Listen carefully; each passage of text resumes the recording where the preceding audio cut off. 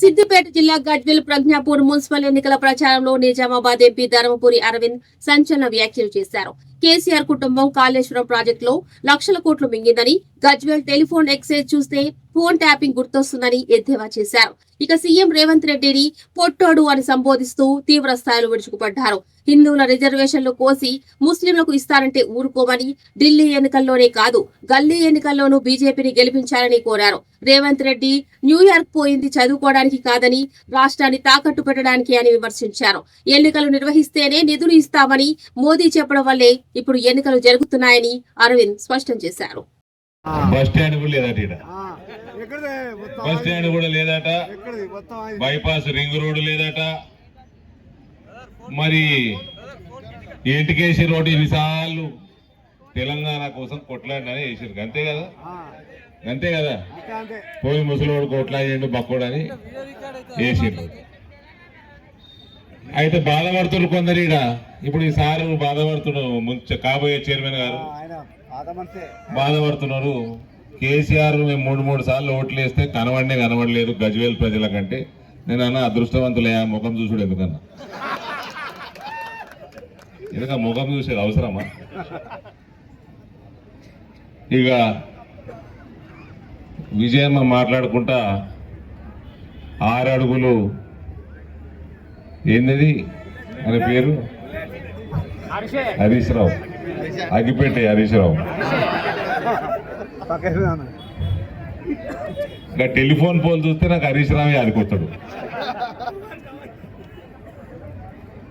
ఏంది ఏమైనా ఫోన్ ట్యాపింగ్లు చేసుకుంటే ఈయనడు. నా ఫోన్లో విన్నారు, నా 5 ఫోన్లు విన్నారు, నా సెక్రటరీలు అయ్యి నా 2-3 ఫోన్లు అన్నీ విన్నారు. నీ ఎన్ని బూతులు తిట్టిన కేసీఆర్ని, కేటీఆర్ని, కవిత అంటే మహిళ అయిపోయింది కానీ మహిళని అనాల్సినవి కూడా అన్నాం. ఏమైతే అనగలుగుతామో మహిళని అన్నాము. ఈ మొగలను అయితే ఇష్టం ఉన్నట్టు తిట్టినాం. అవన్నీ ఎందుకు? ఏం షోకు? ఇదే షోకు ఎందుకు? అదేం షోకు నాకు అర్థం కాలే. ఈ ఫోన్ ట్యాపింగ్లు ఇవన్నీ కేసులు అయినాయి. కేసులయ్యి ఇవాళ నాకంటే ఎక్కువ కేసీఆర్ని తిట్టిండు. తొండమూతోడు తిట్టిండా లేదా? గుర్తుపట్టిరా? తొండమూతోడు అంటే గుర్తుపట్టిరా వాళ్ళు? అగో టిల్లు అంటుండు. నాకంటే ఎక్కువ తిట్టిండు కేసీఆర్ని. కాళేశ్వరంలో 1,00,000 కోట్లు తెలంగాణ ధనం మింగింది కల్వకుంట్ల కుటుంబం, అవునా కాదా? సరే మింగుతే మింగిండ్రు, కనీసం కాళేశ్వరం ప్రాజెక్టులన్నా చక్క కట్టినరా అంటే అది కట్టలే. అలా నీళ్లు నిల్వ చెయ్యరాదు, ఆ ప్రాజెక్టులు కూలిపోతాయి, అవి కూలగొట్టి మళ్ళా కట్టాల్సింది. దీనికంటే దౌర్భాగ్యం ఏమైనా ఉంటుందా బ్రదర్? దీనికంటే దౌర్భాగ్యం ఏమైనా ఉంటుందా? అటువంటి కుటుంబం కల్వకుంట్ల కుటుంబం. మిషన్ భగీరథ అని చెరువులు సాఫ్ చేసుడు, ఇండ్లకి నల్లల నీళ్ళు ఇచ్చుడు, ఇటువంటి స్కీములన్నీ కూడా పెట్టి చెరువులు సాఫ్ చేయకుండా బిల్లులు ఎత్తిండ్రు. అందులో ఒక 40-50 వేల కోట్ల స్కామ్. అది 5 సంవత్సరాల కింద లాంచ్ చేసిన ముఖ్యమంత్రి కాన్స్టిట్యున్సీలో కూడా ఒక్కటి కూడా కట్టలేదా? నరేంద్ర మోడీ ఎన్ని కట్టిండు తెలుసా అన్న? ఇల్లు దేశవ్యాప్తంగా 5 కోట్ల చిల్లర ఇల్లు కట్టిండు. 5 కోట్ల పైన. మీకు వద్దా? ఆ ముస్లిం మహిళలు కూడా అడుగుతున్నా, వద్దా? తెలుగు వస్తుందా? आता तेलुगु आता आपको? वद्दा మీకు ఇల్లు వద్దా? 5 करोड़ मकान बनाए नरेंद्र मोदी देश भर. तेलंगाना में कुछ नहीं बनने दे रहे कांग्रेस वाले, आपके पुराने टीआरएस वाले. आप लोग क्यों कांग्रेस को, टीआरएस को वोट डालते, जरा सोच लीजिए आप. हाँ हाँ 5 करोड़ मकान बना के उसमें से लगभग 80 लाख से 1 करोड़ मकान मुसलमानों को दिए देश भर में. ఇళ్ళ బీమార్లు అయితే మనకు ఆరోగ్య బీమా వద్దా? 5 లక్షల ఆయుష్మాన్ భారత్, దాదాపు 30 కోట్ల భారతీయులకి కుటుంబాలకి ఆయుష్మాన్ భారత్ కింద 5 లక్షల రూపాయలు ప్రతి సంవత్సరం ఆరోగ్య బీమా పథకం వస్తున్నది. వద్దా? తెలంగాణలోకి వద్దా?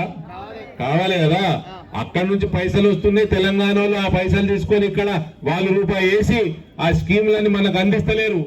ఎందుకంటే నరేంద్ర మోడీ పేరు వస్తుందని. అందుకనే చెప్తున్నాం, ఢిల్లీ ఎలక్షన్లనే కాదు గల్లీ ఎలక్షన్లో కూడా కమలం పువ్వుకే గుద్దాలి ఓటు. గల్లీలకు గుద్దుతేనే ఢిల్లీకి బలం వస్తుంది. ఇప్పుడు ఈ లంబుగాడు అన్నాడు కదా, ఫోన్ వినిపించారు కదా మీరు, ఢిల్లీకి వెళ్ళి గల్లీకి డైరెక్ట్ పైసలు వస్తాయని అన్నాడు కదా, విన్నారు కదా. మేము బీజేపీ వాళ్ళే అంటలేము, టీఆర్ఎస్ వాళ్ళు కూడా అంటున్నారు. ఈ పోతాడు పొట్టోడు పోయి మోడీని కలవాడా, పోయి అడుక్కొని వస్తాడు, పైసలు ఇవే పైసలు అడుక్కొని వస్తాడు. మోడీ మన తిట్టి పంపించిండు, అరే నువ్వు సర్పంచ్ ఎలక్షన్లు చేస్తే కానీ పైసలు ఇవ్వమని. అందుకని దవదవ సర్పంచ్ ఎలక్షన్లు పెట్టిండు. ఆ రకంగా ఫ్రీ రేషన్ ఇస్తలేరమ్మా మనకు. ఫ్రీ రేషన్ 6 సంవత్సరాల నుంచి ప్రతి నెల ఫ్రీ రేషన్ నరేంద్ర మోడీ గారు ఇస్తున్నారు. హిందూ లేదు, ముస్లిం లేదు, అందరికి ఇస్తున్నారు. ఈ రకంగా సేవలు చేస్తా ఉంటే, అందిస్తా ఉంటే కోవిడ్ సమయంలో మొత్తం 140 కోట్ల భారతీయులకి వ్యాక్సినేషన్లు, మనమే కాక 100 దేశాలకి భారతదేశం వ్యాక్సిన్ ఎగుమతి చేసింది. అందులో అనేక తుర్క దేశాలు ఉన్నాయి. అందులో తుర్కోల ప్రాణాలు కాపాడేందుకు కూడా నరేంద్ర మోడీ ఇలా ప్రపంచ వ్యాప్తంగా, భారతదేశంలోనే కాదు, వాళ్ళకి ఇల్లు కట్టిస్తుండు, ఆరోగ్య బీమా ఇస్తున్నాడు. ప్రపంచంలో ఉన్న తుర్కోలందరికీ కూడా వ్యాక్సిన్ ఇచ్చి అలా జీవితాలు కాపాడినోడు నరేంద్ర మోడీ. అటువంటి వాళ్ళకి మనం ఓట్లు వేయాలా? వేయాలి కదా. ఇక గజ్వేల్ మనము హిందువులు అందరము అభిమానించే శివాజీ స్టాచ్యూ మీద ఏం జరిగిందో మీ అందరికి తెలుసు. ఇలా హైదరాబాద్ చుట్టుపక్కల గుడులల్లా ఏం చేస్తుండ్రో అంతా మీ అందరికి తెలుసు. ఈ పొట్టోడికి సుంతి అయిపోయింది కాబట్టి ఇవన్నీ జరుగుతూ ఉన్నాయి. ఈ పొట్టోని మున్సిపల్ ఎలక్షన్లలో అడ్డగోలుగా ఓడిస్తే గాని పొట్టోడికి సిగ్గు రాదు. ఆనాడు ఆ శివాజీ స్టాచ్యూ మీద అట్లా చేసినప్పుడు హిందువుల మీదనే గజ్వేల్ 29 మందికి మీద కేసులు, వాళ్ళ నాట్లకి వెళ్ళి కొందరిని జైలు వేసిన దౌర్భాగ్యం కేసీఆర్ చేసిండు. కాబట్టి ఇటువంటి పాపాలు చేసిండు కాబట్టి ఇలా గతముక్కుని పరిస్థితి అట్లుంది. కొడుకు ఎన్నడు జైలు పోతాడో తెలియదు, బిడ్డ జైలుకు పోయి వాపస్ వచ్చింది. బిడ్డని జైల్లో వేసారు, బిడ్డని జైల్లో వేసారు. రేవంత్ వేసారు బిడ్డని జైల్లో. ఇలా ఎగురుతున్నావు, ఎగిరినా కూడా నా అంత రాడు. బిడ్డని జైల్లో వదిలేసి చెప్పు, దాని తర్వాత ప్రశ్నలు అడుగు. కిషన్ రెడ్డి గారిని కానీ ఎవరినైనా కానీ, దొంగ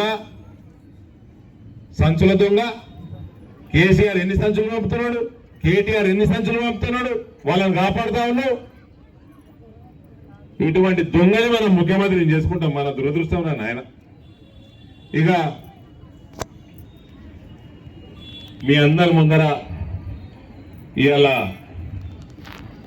ఇందరు అభ్యర్థులు, బలమైన భారతీయ జనతా పార్టీ అభ్యర్థులందరూ మీ అందరి ముందర కూర్చొని ఉన్నారు.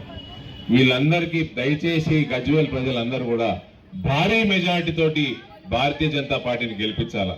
ఈ అన్న ఉన్నాడు ఇక్కడ, ఇంతకుముందు మీకు చైర్మన్ గా మీకు సేవలు అందించండి. ఇక్కడ మార్కెట్లో మొత్తం షెడ్లు కట్టించింది ఈ అన్ననే.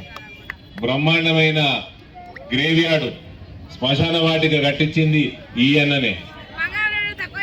రామాలయం, మహంకాళమ్మ దేవాలయం కట్టించింది ఈ అన్ననే. కాబట్టి ఇటువంటి ప్రజలకి సేవ చేసే తపన ఉన్న వాళ్ళకి దయచేసి హిందుత్వం కేసు అల్కగా కేటీఆర్ జైలుకోతాడు. ఎందుకు చర్య తీసుకుంటలేవు? ఫోన్ ట్యాపింగ్ కేసు, ఎంపీల ఫోన్ ట్యాపింగ్ లేనాయి, మంత్రుల ఫోన్ ట్యాపింగ్ లేనాయి. వీళ్ళందరూ ఫోన్ ట్యాపింగ్ల మీద నువ్వు ఎందుకు చర్యలు తీసుకుంటలేవు? కుల్లా పోలీస్ డిపార్ట్మెంట్ చెప్తూనే ఉన్నది ఫోన్ ట్యాపింగ్ లేనాయని. నువ్వు ఎన్ని వందల కోట్లు, ఎన్ని వేల కోట్లకి లాలూచి పడుతున్నావు రేవంత్? కల్వకుంట్ల దగ్గర దయచేసి చెప్పు. తెలంగాణని ముంచిపోయిండు కల్వకుంట్లోను, తెలంగాణ వాళ్ళని మోసం చేస్తున్నాడు రేవంత్ రెడ్డి.